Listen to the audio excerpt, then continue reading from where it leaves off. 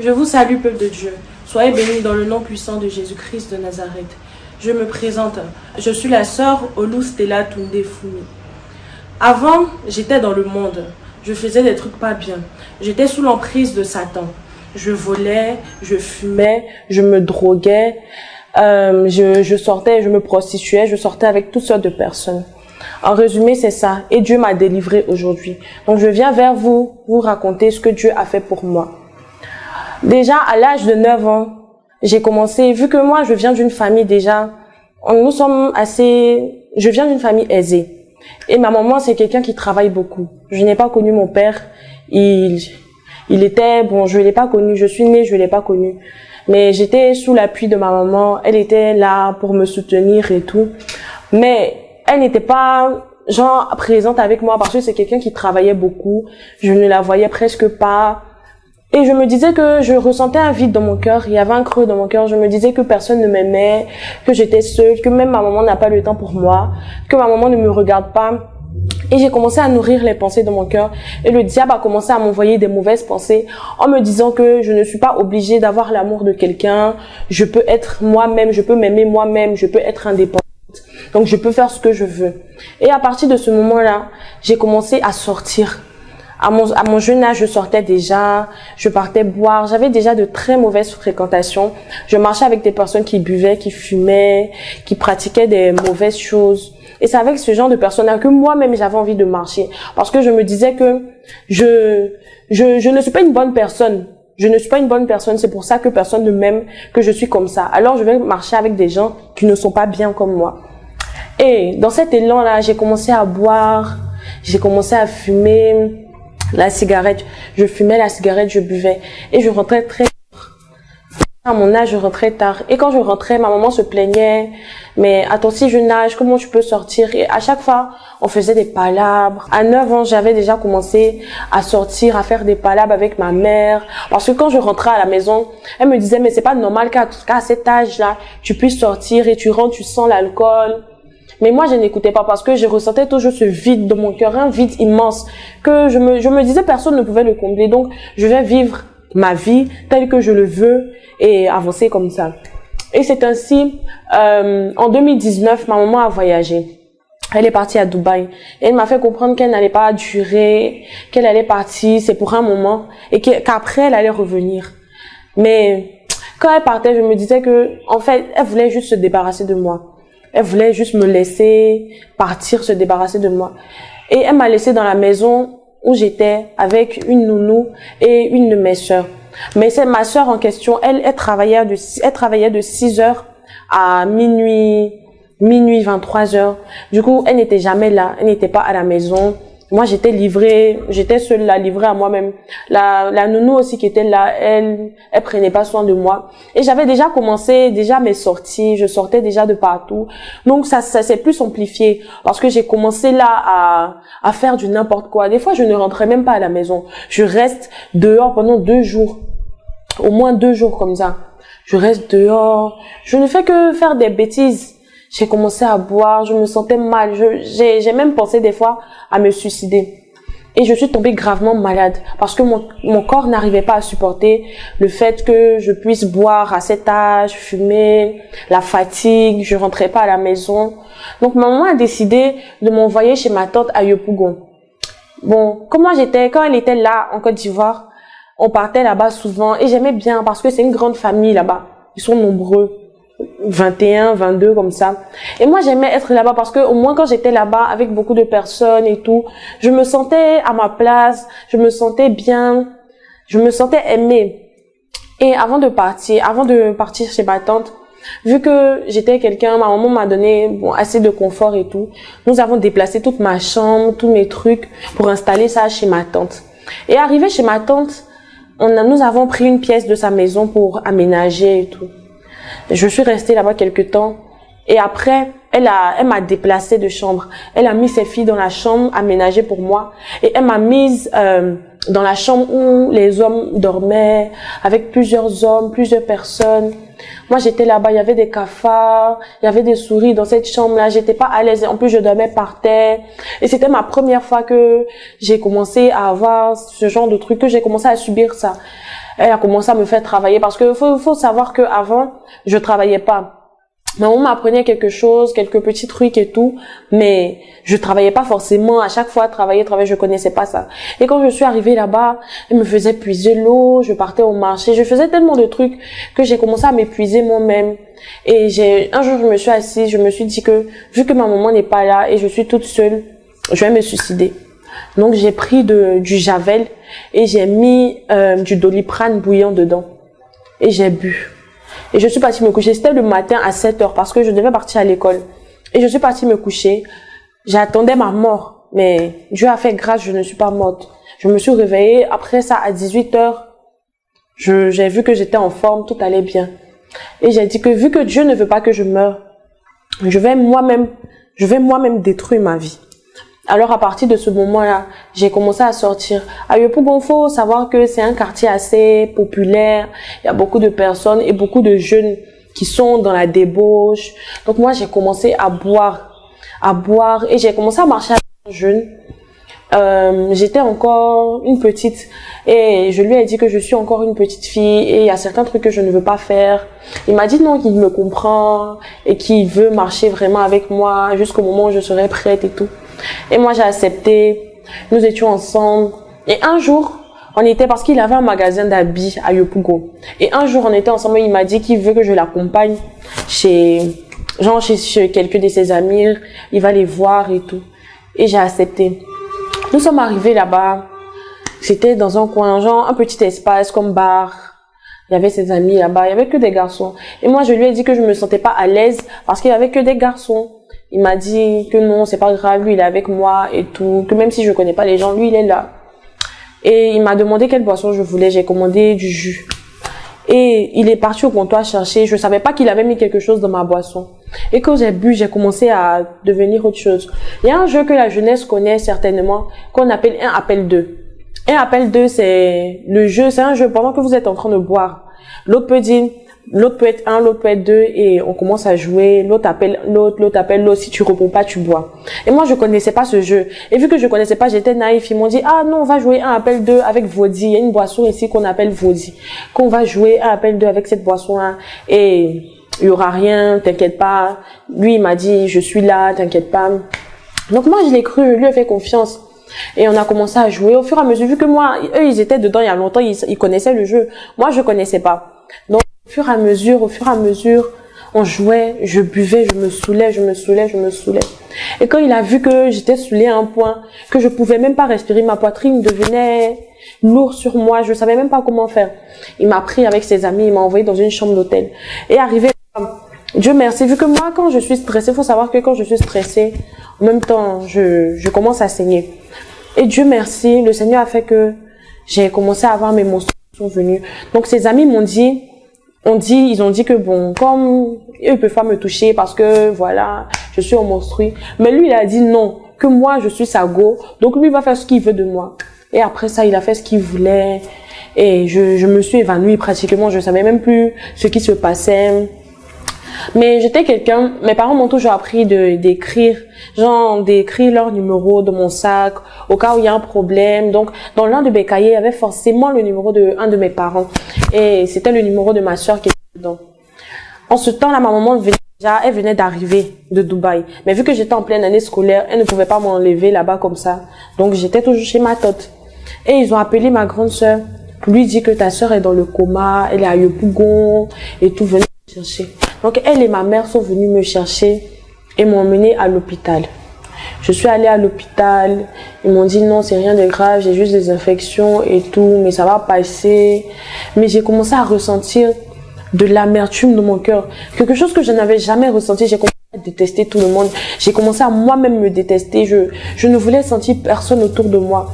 Et c'est à ce moment-là que la sirène a voulu prendre possession de moi. Parce que c'est à ce moment-là que j'ai dit que moi, je vais être une femme indépendante. Je vais faire ce que je veux. Je ne vais même pas regarder quelqu'un et je vais quitter la maison. Donc, quand je suis rentrée à la maison, après cet incident, ma maman est partie me chercher à Yopougon et m'a ramenée chez nous parce qu'on vivait à la Rivera Palmeraie. Elle m'a ramenée chez nous, mais ça n'allait pas. J'ai commencé à écouter des musiques qui me lavait le cerveau, des musiques où on me disait que j'étais une one life, je pouvais faire ce que je veux, je pouvais vivre comme je veux, des musiques où on me parlait de la drogue. Et c'est ainsi que j'ai commencé à fumer la drogue. Et je suis rentrée, j'avais un groupe, un petit cercle d'amis, eux ils connaissaient déjà la drogue. Et j'ai commencé à fumer l'herbe. Il y a la bœuf, il y a la odikosh, il y en a plusieurs. Et j'ai commencé à fumer. Ce sont des herbes qu'on roule dans un truc qu'on appelle le OCB. C'est comme une feuille comme ça et on met les herbes dedans et on roule. On allume, on fume. Donc c'est comme ça j'ai commencé à fumer. Ça me faisait avoir des pensées. Moi-même je sais même pas. J'ai commencé à être une méchante personne. Je n'écoutais plus ma maman. Ma maman elle était dévastée. À chaque fois elle pleurait. Mais j'étais là, pourquoi tu es devenue comme ça? Pourquoi tu fais ça? Pourquoi tu fais ça? Mais moi c'était pas mon problème. J'avais déjà, je m'étais déjà mise en tête que j'allais faire quelque chose de mauvais. Je n'allais plus écouter personne et j'allais vivre comme je voulais. Et c'est comme ça, je m'entendais plus avec ma maman à cause de la drogue que je fumais. Un, deux, trois, elle parlait que tu deviens une droguée, qu'est-ce que tu vas faire de ta vie? Tu penses que c'est comme ça, c'est comme ça, c'est comme ça. Et il faut savoir qu'elle me comparait aussi à ma sœur. Elle me disait que ta sœur, tu vois pas comment ta sœur elle est, tu vois pas comment ta sœur elle est, tu vois pas comment ta sœur elle est. Donc ça là, ça nourrissait la colère en moi, une très grande colère, une grande amertume dans mon cœur. Donc j'ai quitté la maison. J'ai quitté la maison et dehors, j'ai connu une amie avec qui j'étais très proche. On marchait ensemble et elle aussi, elle fumait la drogue. Et on sortait, chaque nuit, on sortait. On partait en boîte.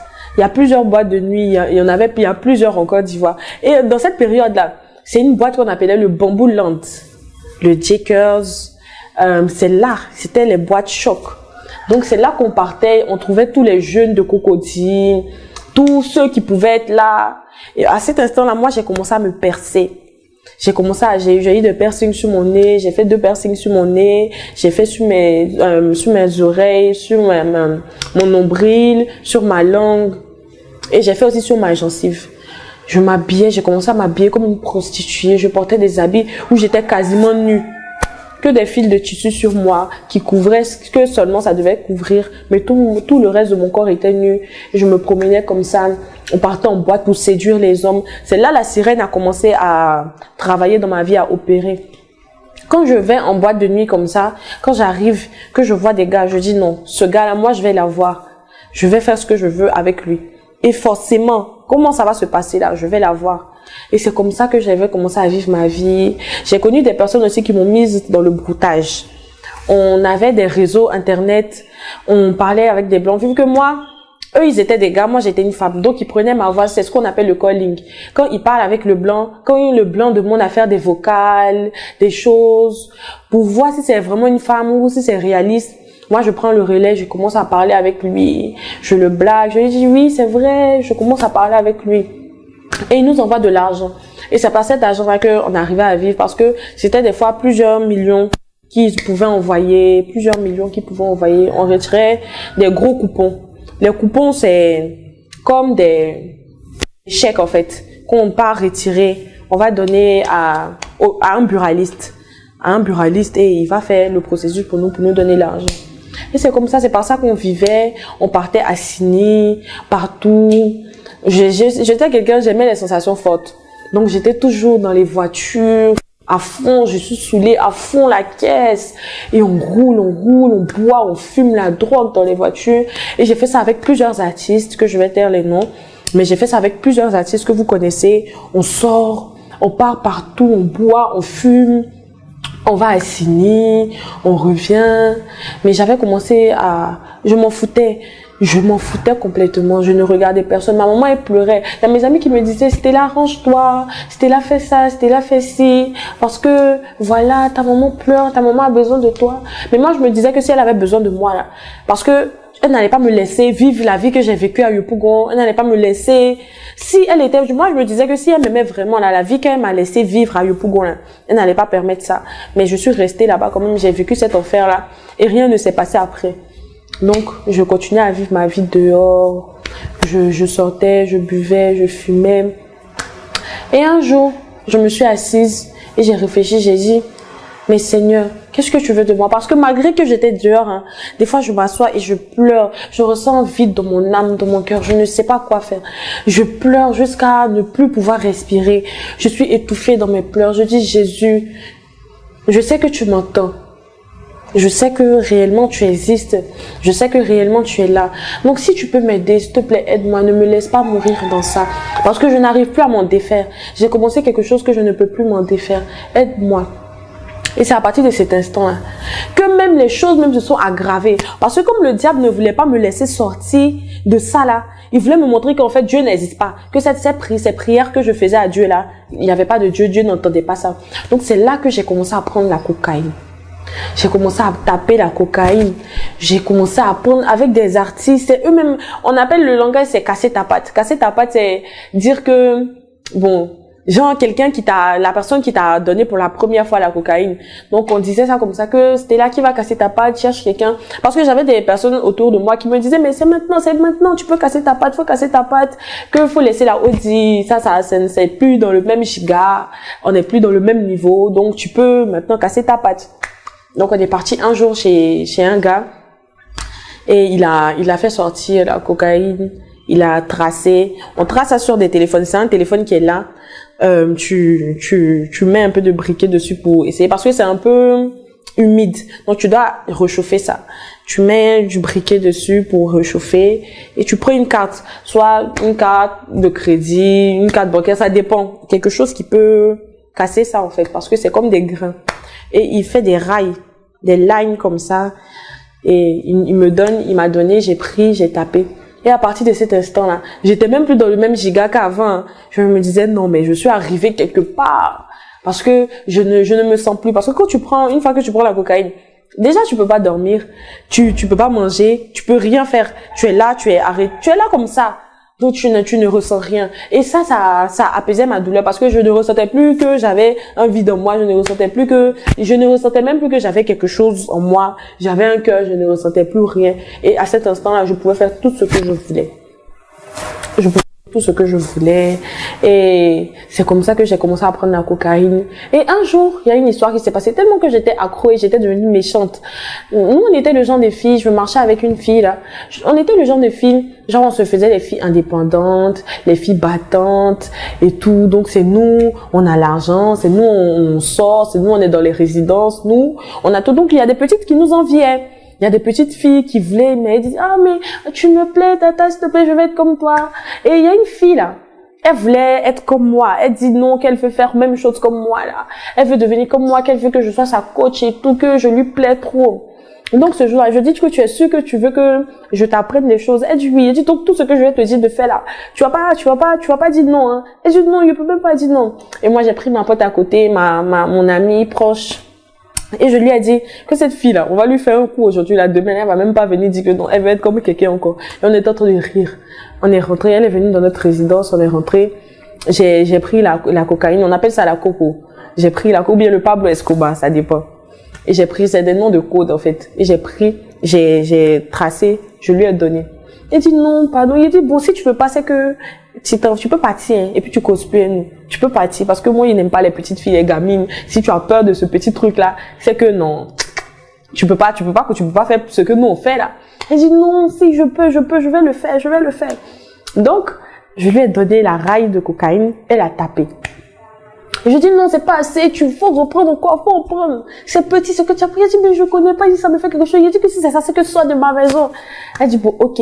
Elle a pris toutes les lailles là. Pourtant si moi-même là, en plus c'était une forte dose, hein. Pourtant que si moi-même je prenais tout ça là, j'allais être couchée là, j'étais déjà KO. Et c'est à elle que j'ai donné ça.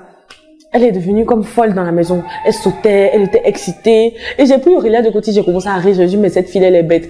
Et puis à un moment, elle faisait comme si genre elle avait vraiment déliré. Elle était vraiment folle. Et j'ai dit Aurélia, mais on a rendu au fond de quelqu'un folle. Et on l'a pris, on l'a mise dehors. On dit que non, elle n'a qu'à partir chez ses parents. Et puis après, elle va revenir. On l'a laissée comme ça, livrée à elle-même, dehors dans la rue, avec de la drogue sur elle. On lui a même donné un paquet, hein, que si sa dose descend, elle peut.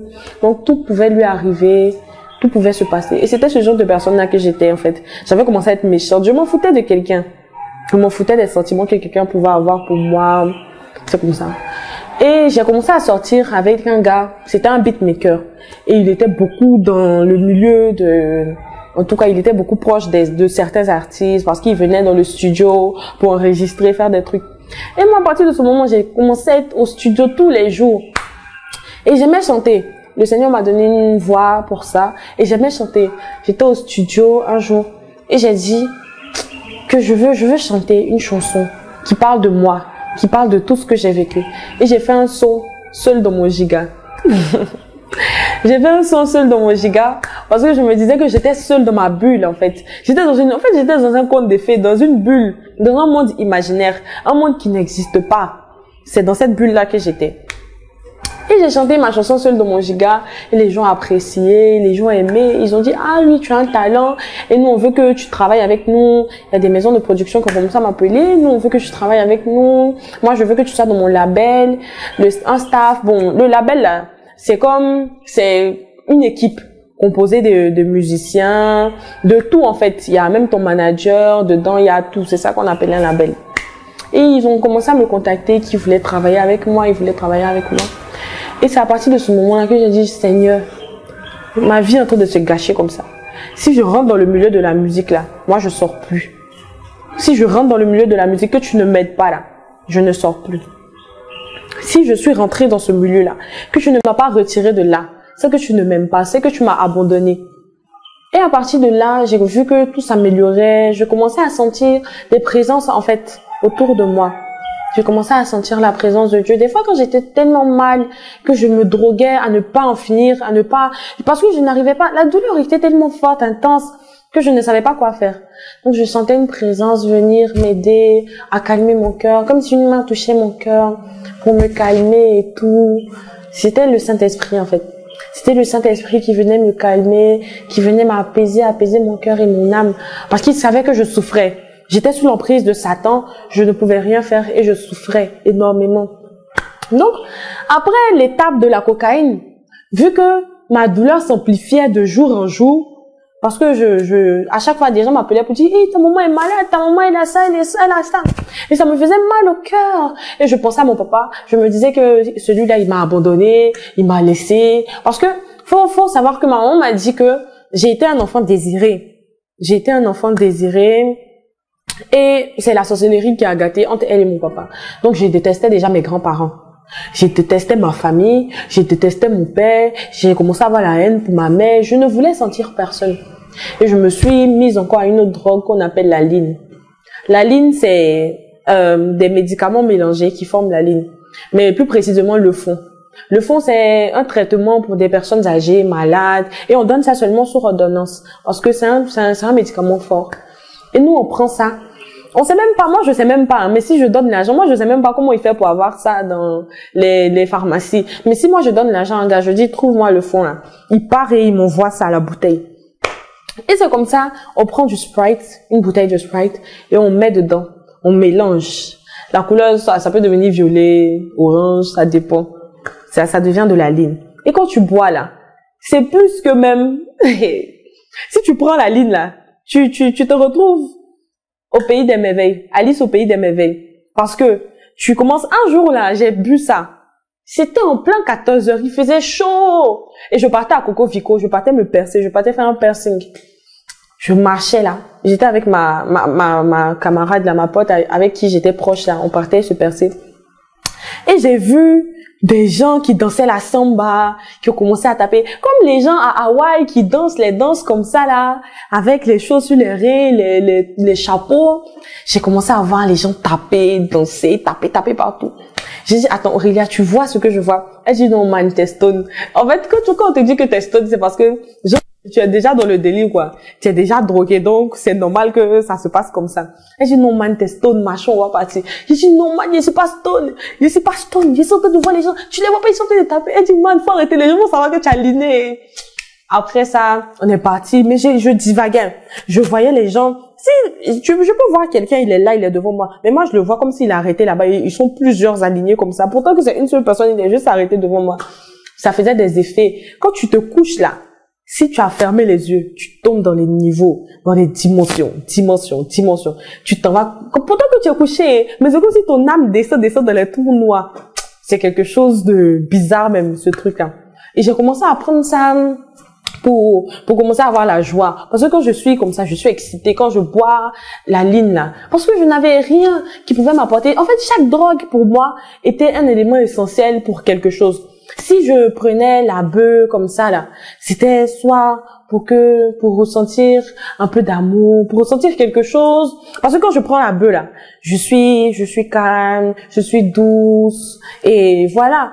J'arrive à m'approcher des gens, je parle avec les gens. Là, je suis sociable quand je prends la bœuf. Mais quand je prends la cocaïne là, je reste dans mon coin. Je vois la meuf qui doit réfléchir à ses problèmes, à comment elle a fait pour gagner de l'argent. Moi, j'étais genre une go de business. Comment j'ai fait pour gagner de l'argent? Je suis assise là. Comment je vais faire? C'est ça que c'est à ça que je pensais, en fait. Mon âge, en ce temps, j'avais déjà eu 15 ans, 16 ans, parce que depuis lors, ça avait déjà duré, que j'étais déjà de mes 9 ans jusqu'à mes 15 ans. J'avais déjà fait toutes mes bêtises que je voulais faire, et je sortais, j'étais dehors. Donc, j'ai continué dans ça. Et quand je prenais maintenant la cocaïne, c'était pour pouvoir être posée, réfléchir. Parce que quand tu prends la cocaïne, tu vas pas parler, tu vas pas dormir, tu vas pas manger, tu vas être assis là, tu vois. Mais pourtant, quand tu prends la bœuf, tu manges à un tel niveau. Si on te donne une bassine de garba là, toi aussi tu vas finir. Tu vas dormir d'aujourd'hui jusqu'à demain, tu vas pas te réveiller. Et la ligne, c'est un peu pareil. Mais la ligne, ça fait le mélange de cocaïne et de bœuf. Parce que la ligne là, tu es en même temps posé, mais tu commences à être excité en même temps. Je sais pas comment expliquer. Ton âme est excitée en même temps tu es posé. Donc c'est ça, c'est quand je voulais ressentir toutes ces sensations que je prenais ça. Parce que j'étais vide en fait. Je n'avais rien en moi qui pouvait m'apporter de la joie, de l'amour, rien du tout. C'est comme ça que j'ai continué. Et un jour, on m'a dit, ma maman voulait me voir. Et je suis rentrée à la maison, elle m'a dit, Stella, je veux que tu partes quelque part, dans un camp de prière. Non, d'abord même, c'est pas comme ça que ça s'est passé, hein. C'était moi de Tabaski. Et moi là, je me suis habillée, moi et ma pote, on sortait avec deux gars. C'était deux meilleurs amis. Nous, on était deux meilleurs amis et nos gars, ils étaient deux meilleurs amis. Et eux, ils étaient musulmans. Donc ce jour-là, on s'est habillés comme des musulmans, on a porté des boubous longs comme ça, tout noirs avec des voiles. On est partis, on a fait la fête. J'ai fait au moins 2 jours là-bas. Et après, on est rentré parce qu'on voulait voir ma maman et tout, parce qu'on m'avait dit qu'elle était malade, elle se sentait pas bien. Donc quand nous sommes arrivés là, je vois que la porte est fermée. On a attendu au moins 1 heure, 2 heures de temps comme ça, c'est fermé. Je dis, ma chérie, on va casser la porte là. Parce que je m'en foutais. Je m'en foutais de ma maman, j'ai pris mes pieds, j'ai poussé ça, j'ai cassé la porte. Et on est resté dans la maison au moins 2 jours comme ça. Il dit, ah, mais ma maman a quoi? Parce que j'avais peur en fait. Moi, je me disais que peut-être elle était dans la maison. Il y a eu un donc j'ai cassé la porte. Mais elle n'était pas là. Donc moi aussi, je l'appelle, son téléphone ne passe pas. Je l'appelle, son téléphone ne passe pas. Je me dis, mais qu'est-ce qui se passe? J'espère qu'elle n'a pas voyagé pour me laisser ou bien quelque chose lui est pas arrivé. Et elle avait une de ses amies qui était juste à côté de la maison, qui avait un magasin là. Et je suis partie la voir, je lui ai demandé, ah, bonsoir Tata, comment tu vas? Elle m'a dit oui. Je lui ai dit, ah, est-ce que tu peux appeler ma maman pour moi parce que je sais pas où elle est et tout. Et elle a appelé, elle a décroché et elle lui a dit, ah, ta fille est là et tout. Mais elle dit qu'elle a cassé la porte de la maison pour voir s'il y avait. Ma maman dit que je vais t'indiquer où je suis. Mais avant ça, tu répares par porte d'abord, avant de venir où je vais t'indiquer là. Donc, nous, c'était un petit problème pour nous. J'avais un sugar daddy. Parce que moi, j'avais des sugar. C'est des gars qui me donnaient de l'argent, qui prenaient soin de moi, qui prenaient soin de mon physique. Et j'avais moi-même mon gars, mon titulaire, comme les gens le disaient. Le gars que moi-même mon cœur voulait là, c'est avec lui que j'étais. Mais à part ça, j'avais mes sugar qui étaient là. Donc, il y a un de mes sugar, il avait, genre, lui, il a des immeubles, en tout cas, dans ces qui étaient en construction, il a demandé, il envoie quelqu'un pour venir arranger la porte là. Et il a envoyé quelqu'un qui va arranger la porte à l'instant même. J'ai dit à la camarade de maman de l'appeler, elle a appelé. Maman m'a dit, bon, tu sais ce qu'on va faire? Tu marches, tu arrives au carrefour. Arrivé au carrefour, tu m'appelles. Je dis, mais c'est quoi? C'est quelle énigme tu me mets dedans comme ça? J'ai marché, je suis arrivée. J'étais déjà avec ma soeur là, ma camarade là. On a marché, on est arrivé au carrefour. On l'a appelé, elle dit, ok, vous prenez un taxi. Et puis c'est la tata, là, vous allez partir avec elle. C'est elle seule qui sait où vous partez. Vous savez pas. Elle est en train de me mettre de quoi même. Que moi, le soir là, ici, juste là, elle est malade. Donc moi, il voulait la voir parce que le soir là, je devais partir faire mon show. Je devais partir quelque part. Il y a des gars qui devaient venir me chercher parce qu'on devait partir à Sydney. il y a quelque chose qui se passait là-bas. Nous sommes arrivés dans le coin. Comme moi j'ai vu, parce qu'il y avait tellement de monde. Tellement de monde. Nous sommes arrivés précisément à l'armée de prière, à Saint-Viateur. Pharmacie Saint-Viateur. Et moi j'ai vu le monde, j'ai vu une maison comme ça, j'ai vu le monde. J'ai dit, vu que ma maman c'est une restauratrice, elle a des restaurants un peu partout. J'ai dit, ah, qu'elle est venue préparer de funérailles bien. Parce que je vois les gens sont repris comme ça. Hein. Je rentre. En même temps, maman dit, Stella, ça va? Je dis oui. Comment vous allez? Je dis oui. Elle dit, attrapez-la, envoyez-la chez Momo Fallou. Envoyez-la. Il dit, ah, il y a quoi? Comment ça, envoyez-la chez Momo Fallou? Attrapez-la comment? Il a fait quoi? Et puis, ils m'ont envoyé maintenant chez l'homme de Dieu, Zahouri Jean-Luc Olivier. Et quand nous sommes arrivés là-bas, il nous a reçus. Il a commencé à nous parler, nous demander les nouvelles, comment on va, nos noms et tout. Et quand il m'a dit que tu as besoin d'une suivi spirituelle, tu as besoin du Seigneur dans ta vie et tout, qu'il y a des esprits qui te fatiguent et tout. Moi, je dis quoi? Comment toi tu peux me dire que moi j'ai des esprits? Moi, je vais t'emmener en justice. Je vais porter plainte. Parce que ce que tu dis, c'est grave. Comment tu peux me dire que j'ai des esprits? Comment tu peux essayer d'imaginer même que moi, Stella, je suis là, moi, la belle Stella que je suis. J'étais venue avec des ongles comme ça. La belle Stella que je suis. Toi, tu vas me dire que moi j'ai des esprits. Que c'est toi-même qui es possédé. Moi, je ne suis pas possédée. Vous pouvez me dire ça. Donc, je suis partie trouver un moment en bas. Je lui ai dit que le monsieur là me dit que moi je suis possédée. Que moi je ne vais plus venir ici. Hein. Je ne vais même plus venir ici. Je sortais et en ce moment, elle était pas encore prophétesse. La prophétesse Ruth Madeleine. Quand on sortait, parce qu'il était déjà 19h quand on partait, et elle m'a dit, vous rentrez? On a dit oui, on part. Elle dit, hey, que Dieu vous garde, rentrez bien, vous partez ce soir, vous voulez pas rester un peu, vous allez rentrer demain. Je dis non, que je veux partir aujourd'hui. Elle dit, ah, que Dieu vous garde, on veut vous revoir ici, on va vous donner tout l'amour de Dieu. Je dis, ça m'a touchée à un tel point, parce que j'avais jamais eu cette attention-là. J'avais quelqu'un que je ne connaissais même pas. J'ai ressenti quelque chose dans mon cœur. J'ai dit non. Mais cet endroit-là, moi, je dois revenir. Je vais revenir parce que je sais que je vais pouvoir avoir ce que je veux ici. Parce que de toute façon que la fille là m'a parlé, là, même ça a touché ma soeur là aussi. Hein. De toute façon qu'elle m'a parlé, c'est rentré dans mon cœur. J'ai dit non. Faut que les choses changent. Si elle peut être comme ça, moi aussi je peux être comme ça. Et nous sommes partis le mercredi, nous sommes venus pour faire la délivrance. Pendant la délivrance là, quand je suis arrivée au début là, j'étais colérique à un tel point. J'avais le démon guerrier en moi, j'étais colérique. Personne ne me parle. J'étais très très orgueilleuse parce que je me disais que je n'ai pas besoin de quelqu'un, je m'en fous complètement. Donc je vivais ma vie comme je voulais. Donc personne n'a le droit de me donner d'ordre. Quand je suis arrivée là-bas, la nourriture à la cuisine, je dis mais ça c'est quelle nourriture ça? Moi je vais pas manger ça. Et j'ai trouvé la sœur Grâce Divine. Servante de Dieu, Grâce Divine, et celle qui était à la cuisine. Je lui ai dit, pardon, faut me chauffer cette nourriture-là. Moi, je ne veux pas les nourritures glacées, hein. Chauffe-moi ça. Elle m'a dit, il n'y a pas de souci, la sœur, je vais chauffer pour toi. Tu veux quelque chose d'autre? Je dis, non, ça va, chauffe-moi ça seulement. Et elle, c'est quelqu'un, elle rit tout le temps, elle riait seulement. À chaque fois que j'avais besoin des services, je partais la voir, et elle m'aidait. Et c'est comme ça, un jour, le jour même, moi je savais pas que, en fait, que quelqu'un pouvait porter mes chaussures, en fait. Et je pouvais attendre qu'on porte, mais je pouvais demander, ah, s'il vous plaît, monsieur, ce sont mes chaussures, madame, ce sont mes chaussures. Est-ce que vous pouvez me rendre? Il y a quelqu'un qui a porté mes chaussures. J'ai mis le camp sur un pied parce que j'ai crié, j'étais en haut. Comment vous pouvez porter mes chaussures? De quel droit vous allez porter mes chaussures? Plus jamais j'ai insulté la personne. Papa est sorti, il a demandé pardon à la personne et puis il a dit non, c'est pas grave, mais c'est pas grave, ça va aller, laissez-la. Et c'est comme ça, elle va changer, laissez-la. Moi, comme papa faisait ça, moi je me voyais privilégiée. Pourtant qu'il faisait ça parce qu'il ne voulait pas que je retourne dans le monde ou que je me sente mal. Parce que j'étais déjà un bébé spirituel, j'étais petite. Donc il devait me prendre avec amour, bien, pour que tout puisse aller bien. Et c'est comme ça, on a commencé, j'étais là, on a commencé la délivrance. Et pendant la délivrance là, le premier jour tout allait bien, le deuxième jour là, moi j'ai dit à ma soeur que non, moi je vais pas jeûner encore. Il y avait une fille là, elle s'appelait Béré. Elle vendait les gâteaux, les gâteaux, les bons maïs, des moments communs. Et quand c'est ça, elle se lève. Nous, on peut pas sortir parce qu'on nous interdit de sortir. Quand tu es en jeune là, tu peux pas sortir, tu dois rester dans le camp pour avoir une suivi, tu dois pas sortir. Vu qu'on ne pouvait pas sortir pour acheter la nourriture, on ne pouvait pas donner l'argent aussi à quelqu'un parce que tout le monde savait qu'on était en jeune. On prend les gâteaux de la fille, on dépose 500 dans le truc là. On prend les gâteaux de la fille, on court. Dans le bureau de papa, il y avait un couloir comme ça, à côté de la douche là. On rentre dans les placards là. Et on mangeait les gâteaux. On mangeait bien et puis on s'en va se coucher. Ah, on a fait, ça va pas. On dit non, Dieu va vous aider. Tenez bon. Dès que je vois une bouteille d'eau là, je prends une bouteille d'eau, je bois comme ça. Je suis ma bouche comme si je suis au jeu du monde. Je pleure. Jésus, venez à mon secours, ça va pas.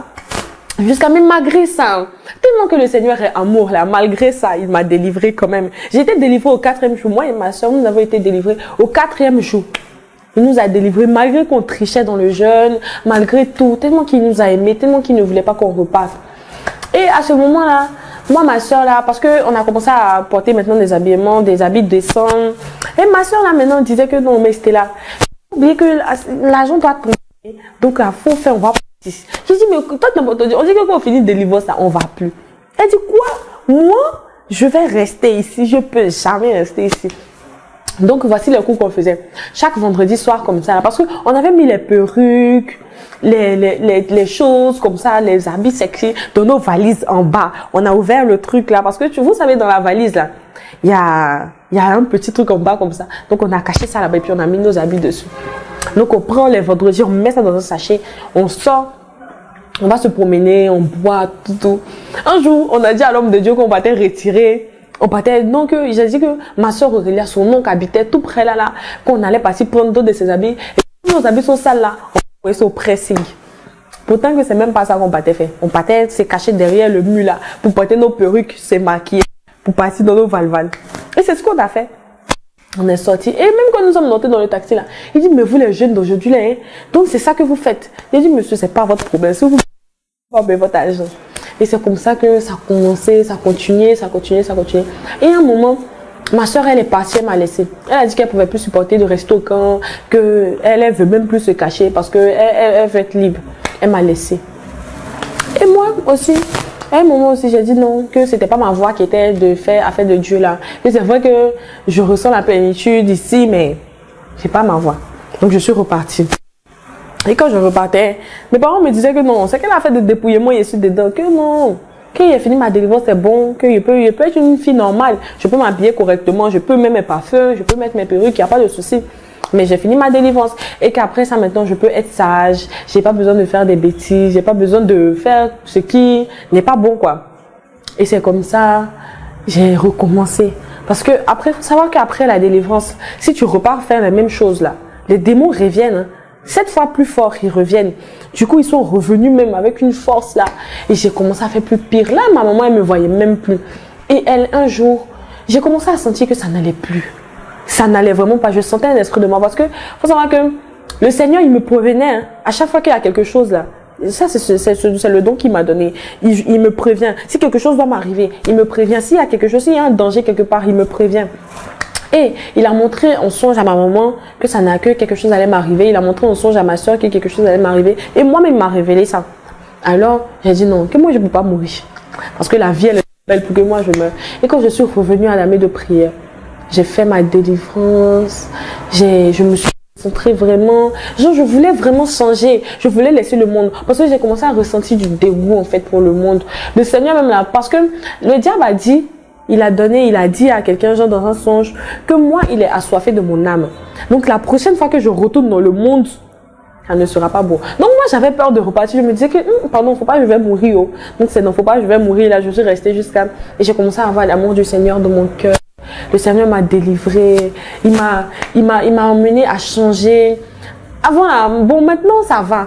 Maintenant, il y a des comportements qui sont partis. Il y a beaucoup de choses qui ont changé en moi. Parce que maintenant, le Saint-Esprit vit en moi. Et l'onction du Seigneur change. Ça transforme. C'est pour ça que maintenant, je peux m'arrêter devant vous, en ce moment, peuple de Dieu, pour vous dire que le Seigneur m'a changé, il m'a délivré. Et je suis habillée comme ça. Moi, je me trouve belle comme ça. Mais avant, je me voyais moche, je me voyais bizarre. Je me disais que non, ça c'est quoi? C'est quelle vie ça? Moi, je dois partir faire le paya, hein. Je dois partir faire mon paya. Le paya, c'est... On va dire la vie de louga, partir en boîte, faire les trucs, voilà. Moi, je dois partir faire mon paya, hein. Mais maintenant, là, je m'en fous des payas. Je veux même pas regarder ça. Tout ce que je cherche en ce moment-là, c'est de partir au ciel. Tout ce que je désire du plus profond de mon cœur, c'est de partir au ciel. Après ça, mes parents, en tout cas pour dire que, faut savoir que mes parents ne me soutiennent pas sur la voie du fait que je dois être dépouillée, tout. Parce que personne n'est dépouillé chez moi. Et je prie Dieu qu'il puisse toucher leur cœur pour qu'un jour ils puissent accepter que j'ai choisi la voie du Seigneur. Moi, mes parents, que moi je suis comme j'ai choisi, c'est parce que je suis feignante que j'ai choisi la voie du Seigneur, que je suis qu'une ratée, que je ne vais rien devenir. Mais moi je sais que je vais devenir quelque chose avec le Seigneur Jésus-Christ. Donc peuple de Dieu, c'était pour vous parler un peu de comment le diable avait agi dans ma vie.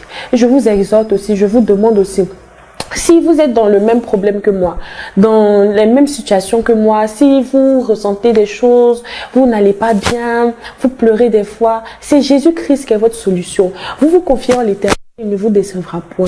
Ça, c'est clair. Moi, il ne m'a pas déçu, donc toi, il ne te décevra pas. Il est mort pour nous à la croix et il a ce qu'il a fait pour moi, il fera aussi pour toi.